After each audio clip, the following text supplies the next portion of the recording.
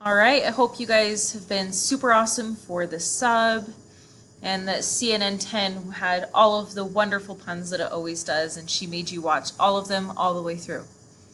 You should all at this point, if you haven't already, be getting out a highlighter or a colored pen or pencil so that you can go through and highlight those keywords. That is going to help you when you study for the test, and it helps you see what is important on each of the slides. So make sure that right now that is what you are getting out. If you are in first hour, then you guys can totally ignore this part because you did it yesterday. But for everybody else, you need to start talking about the Native Americans.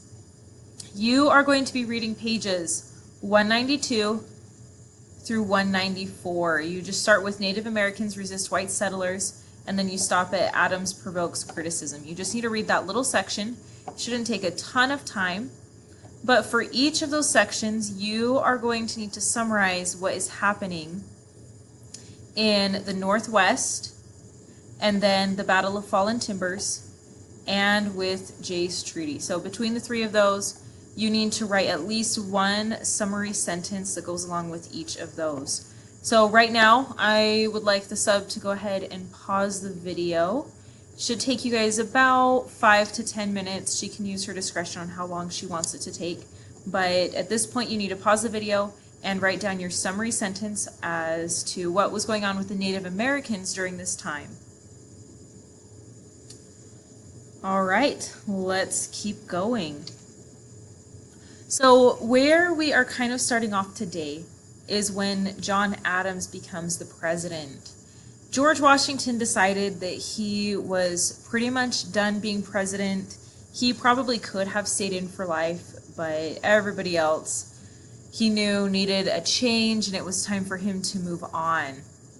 He gives his farewell address, and in that he urges the United States to stay away from any permanent alliances with other nations.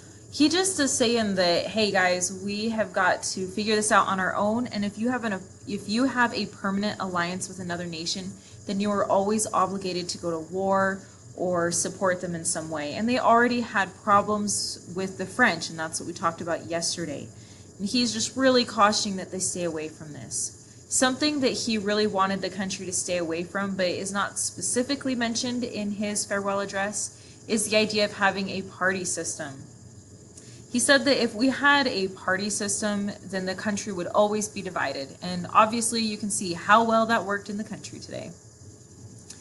So Adams runs for president against Jefferson.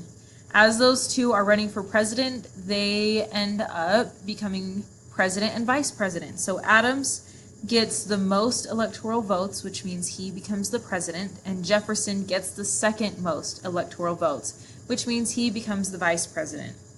Now, just reflecting on this past election between Donald Trump and Hillary Clinton, you can imagine what kind of problems would happen if you have two opponents who now are supposed to work together. So the vice president at this time is whoever was the runner-up or got the second most electoral votes. Adams and Jefferson did not get along. They were on pretty opposite ends of the spectrum, and throughout Adams' presidency, they had clashes over tons of stuff, but they do end up, this is one of my favorite things about history, but they end up dying on the same day. It's on July 4th, which is ironic, and they die within hours of each other, and they become close friends towards the end of their life. So even though they didn't get along at this time, they do eventually reconcile and become close friends. During the election for Adams, there comes out this idea of sectionalism.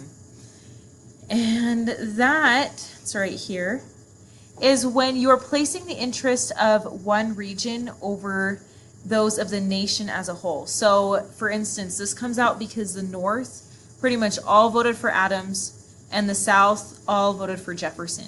What's that saying is that people are voting for those who are going to benefit their part of the country, regardless of who's going to benefit the country as a whole. And that's where this idea of sectionalism kind of starts to take place, that people start to say, hey, you know, Adams is going to have a lot of good input for the North to help out the northern economy of industry.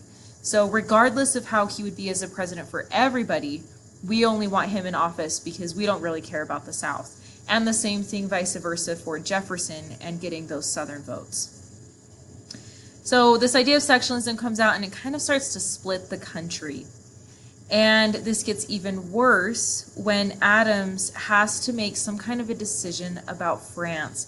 They already had made the Treaty of Nullification, which we talked about yesterday with Washington. But at this point, Adams kind of has to be like, okay, we need to make a decision because the French had started to seize American ships. The French were pretty upset with America for staying neutral through the whole ordeal in France. And so they really wanted to attack back, and they started to seize all of those American ships. Soon afterwards, Adams decides that he needs to meet with some of the French officials. So Talleyrand, he is the guy who is the American ambassador, and he is supposed to set up a meeting with some of the high-up French officials. But the French basically said, nope, we don't feel like doing that. So they sent their directory, which are low-level citizens. They sent 3 of those officials who Adams only would refer to as X, Y, and Z. It's kind of just like a slander towards those officials because they were not very high up. They couldn't really make any decisions on behalf of their government.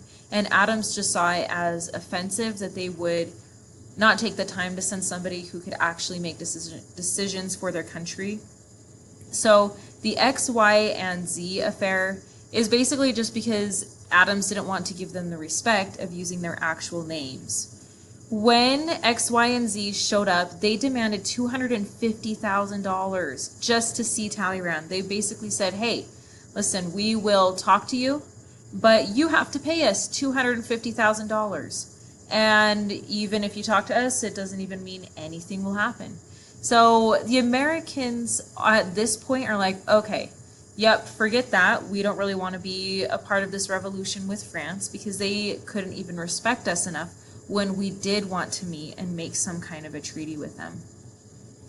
So, up until this point, this is what we talked about yesterday, but everybody was so divided on whether or not they wanted to support the French. And we talked about it a little bit in class, how there were some people who were pro-British and supporting the monarchs in Europe to uphold some of that structure.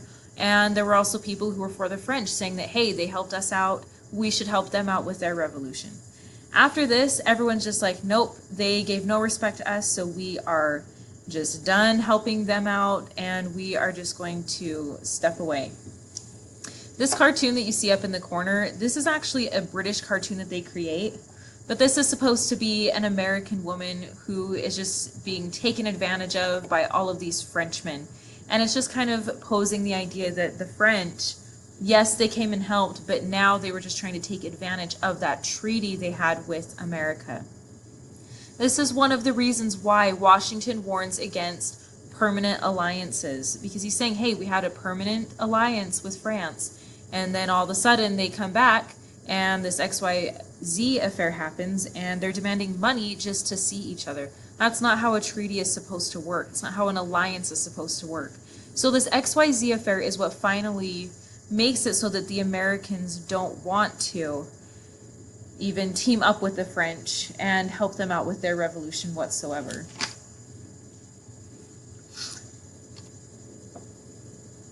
Sorry.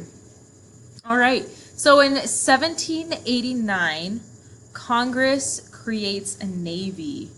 Now, up until this point, we had a militia, but it was highly a volunteer militia. We didn't have an actual navy. So America decides that it is high time we have a navy, especially because the French have been seizing American ships. Those ships were mostly merchant ships, so it was nothing that was attacking the government directly. But at this time, America sees a need to have an actual navy. So America creates a navy with the idea that they're going to fight back against those against the French, who are trying to take over their ships. At this time, an army of 50,000 men marched to the White House to see Adams and volunteer their service to fight against the French. This is how upset the people are about the XYZ affair. It may not seem like a huge ordeal today, but back then this is a slap in the face for the Americans, especially to those who had been trying to support the British this whole time. Adams agrees, and he convinces Washington to come out of retirement to train these troops and to be their Grand General. Now, war never actually happens. You have to get Congress to vote and declare war in order for an actual war to happen, and they never do that. But there is an unspoken or undeclared naval war between the French, and that is supposed to say, and Americans, not the British. So that is supposed to say Americans. It will be fixed on your notes by the time you guys see this. So it's between the French and the Americans. So they basically would just send their ships out and attack each other, but there was no official war that was happening. Because when you declare war on somebody, there's a lot of just technicalities that have to go into it, and they did not want to go to that extent. And it also meant that you could pull out whenever you were ready. So the Americans were there really just to try and protect those ships, and also they were really upset about the XYZ affair. All right, we're going to stop it right there. You will have to watch the next video to get the next